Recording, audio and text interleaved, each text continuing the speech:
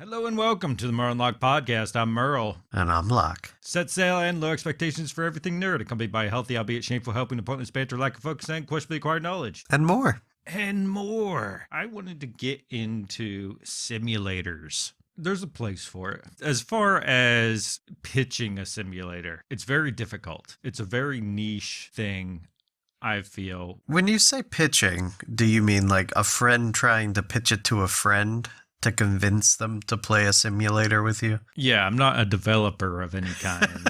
Okay. Yeah, I thought you were a developer for some reason. No. It's pitching it to your friends to be able to delve into this simulator. It's one of those things where it's very few people actually get any enjoyment out of it, I feel. As far as our friends go that play, I know maybe 3 friends that would actually be down for it. 2 of them, I think, actually enjoy them. 1 of them, I think, just it comes along for the ride. I can only think of 2 people in the friend group. I mean, that's about it. I played a few over the past year, which I've gotten a lot of enjoyment out of. It's not one of those action-packed or game mechanics that are pushing the envelope. It's mostly just, I would say, like high-stress, fast-paced, well, sometimes fast-paced. Not all of them are fast-paced. And a lot of management. Management, yes. The slowest paced game I feel like we ever played that was a simulator was Farming Simulator. That just felt so slow to me. We didn't really get that into it. We only picked it up a couple times because I think it was free on Game Pass or something. We gave it a go and we played it like twice and we messed up everything. I think we got vehicles stuck. And then we just said, fuck it. And moved on to the next thing. Well, I think when we started getting into like cutting down trees, doing like a lumber service, that's where we had issues. Right. Yeah. I think the one I spent the most time in, or actually there was 2 I spent a lot of time in the past year, was Ranch Simulator. That was a pretty fun one. I enjoyed that. You get this plot of land. And you need to build your own ranch. Now, what avenue you want to take to make money, it's up to you. You can raise livestock, buy, train, and trade horses. I don't know if you can sell lumber. You do have to collect a lot of lumber to be able to build up your ranch because, golly, the amount of hours we put into cutting down trees and to the point where it was just... I don't know, it was getting a bit tiresome after so long, but you learn these methods of quickening the pace, these shortcuts that you can take, and working together with your friends and trying to create this formula to accomplishing a task together the quickest way possible. That's quite satisfying. With our one buddy Demented, I put a lot of time in with him. We actually had this big cheese operation going where we built up this huge barn and we had a bunch of cows. And then we created this cheese warehouse. And we wanted to go for this one achievement. I think it was something along the lines of like get $1 million profit or something like that. It was something we were working towards. We knew from the get-go it was going to be really hard to accomplish that task. We said, oh, well, let's make a cheese warehouse, collect as much cheese as we possibly can, and then we'll calculate it up. And then when we're ready to call it quits on the game, we're just going to sell all that cheese at once and then never play the game again. We never actually got there. We have a lot of cheese in that saved game, but we never got $1 million worth. It was too much, and it was getting to the point where we had this formula that we kept going through, and we started getting distracted, I guess you could say, where we would be going through the numbers, then we have to shake it up every now and again to wake ourselves up because we're like, oh, it's just tiresome at this point. So we would start just shooting each other, and having death matches. Essentially, it was a fun game, and I loved being able to manage the ranch and all the different possibilities of making money and raising crops and making cheese. But it fell off. I don't know. I think we lasted a while. It was like a couple months that we were really into it. I even got my daughter into it for a little bit, but her computer was Not digging it, right?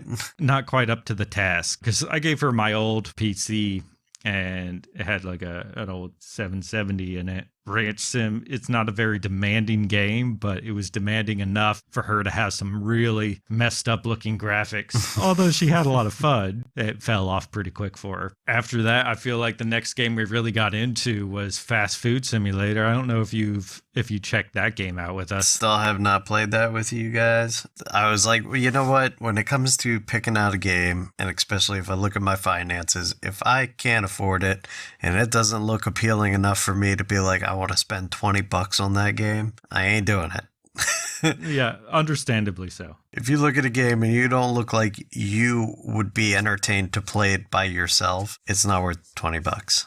It was me and 3 other of the friends. We really got into it. We had a lot of fun with it, joking around, as soon as the day begins, and then trying to get things sorted for the workday. That consisted of buying food products for us to be able to sell, trying to get a gauge on how many burgers we would probably have to serve. And let me ask you, can you spit in people's food?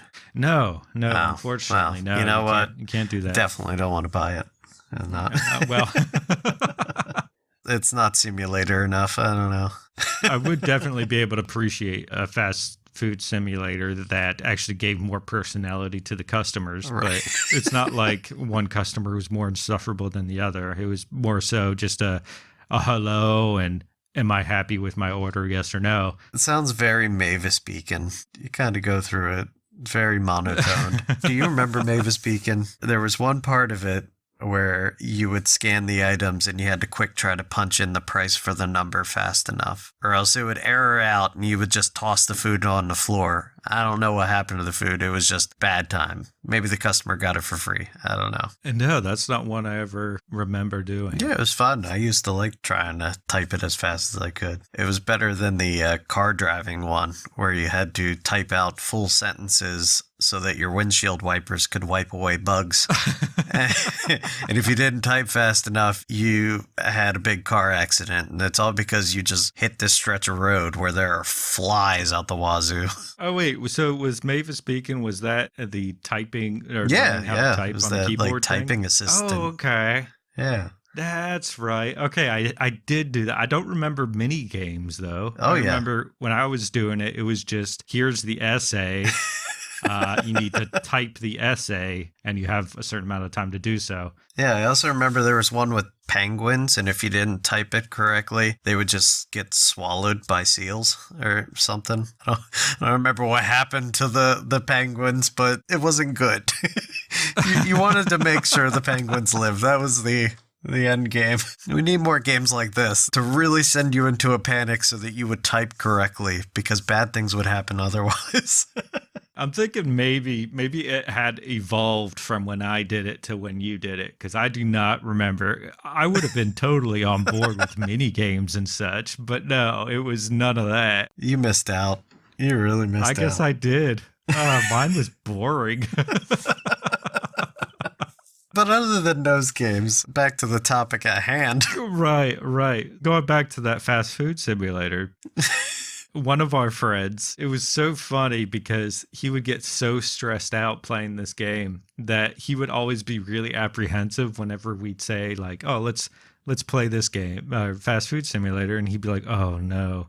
And we would try to give him jobs and cater to how much stress he could handle at the moment, because we would up the difficulty. So it was super fast paced. The biggest challenge was who can handle the biggest workloads. Me and one other of the friends, we actually worked in the food industry. So like these paces and these processes, it wasn't anything that was foreign to us. We were like, yeah, we got this and we can manage like all these different things. It came to you like second nature. Yeah, so it was a lot easier for us to do. It was basically not that the game itself was very fun, but it was just, it presented a challenge for us to overcome. And we got satisfaction from being able to overcome overcome that challenge. And that was it. That was the biggest appeal of the game. I don't think that's usually the case with most, but it's just trying to overcome the challenge and become successful. Another game that we just recently tried out, which was a free game on Steam, Supermarket Simulator Together or something like that. Can't remember the exact name of it. Basically, you build a supermarket together. It's a multiplayer game. Somebody actually has to sit on the register and type out the totals and use their cards, give them change if they give you cash. We gave that a go for one night. The entire time I was on one of the registers, one of the friends, he would often get on the other register, and then his wife would be the one to kind of organize and restock everything in the store. That was very short-lived because I was like, it's interesting, but I'm sitting here giving out change, typing in numbers. I was like, this feels like I'm working and I don't like it. Some of the simulator games that I have played and actually enjoyed long enough to continue playing them were not ones where you are put in a single position where you do the same repetitious thing over and over and over again. Like simulators that at least I consider it simulators, Universe Sandbox. So you can kind of test things out. What if you were to change up certain characteristics of certain planets? Make them larger or whatever. What would happen to the overall universe if you made those slight changes? I was like, stuff like that. I mean, you're not in control of one singular thing. You're in control of all of it. Which, same thing with some of the games that I enjoyed when I was a kid, like Roller Coaster Tycoon. I consider that a simulator. And there was also like a mall tycoon.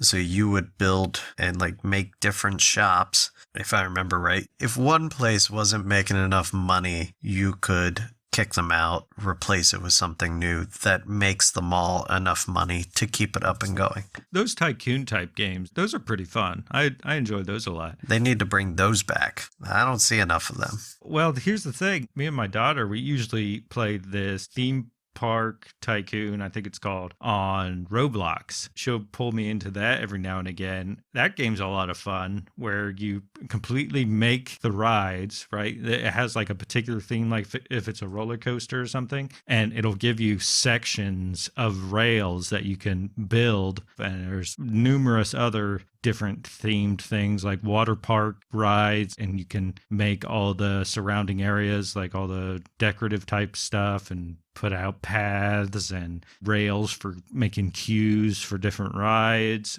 or you can put in food stalls. You set the price of each and everything. You can expand and you can build new rides, make new paths to those rides. I do enjoy those management systems, but you got to be in a particular mood. Oh, absolutely. Sometimes I really want something brainless where I don't want to have to think about what's my next move. I just want to play it, have fun, goof off a little bit. If you want something that's strategic, but it's not something such as the real-time strategy games, if you're not into that type stuff, but you do like strategizing to be able to accomplish a task, I feel like simulators, they fill that void.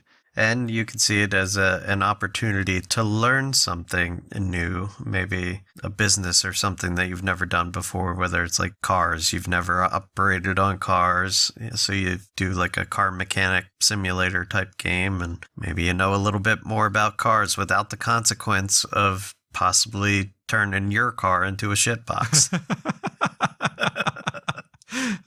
Yeah, I played a car mechanic simulator before, and it was a lot of fun. I think the only reason why I don't play your first-person simulator games where it's like you're set to do a certain task over and over and over again is only if I had VR, because I feel like it'd be more fun in VR, because you can kind of goof off. I know I had a VR game where I was able to do certain things like making food, and I'd be like, you want a piece of pizza? And you just slap them with the piece of pizza, and they're like, thank you. And they walk off about their merry old way.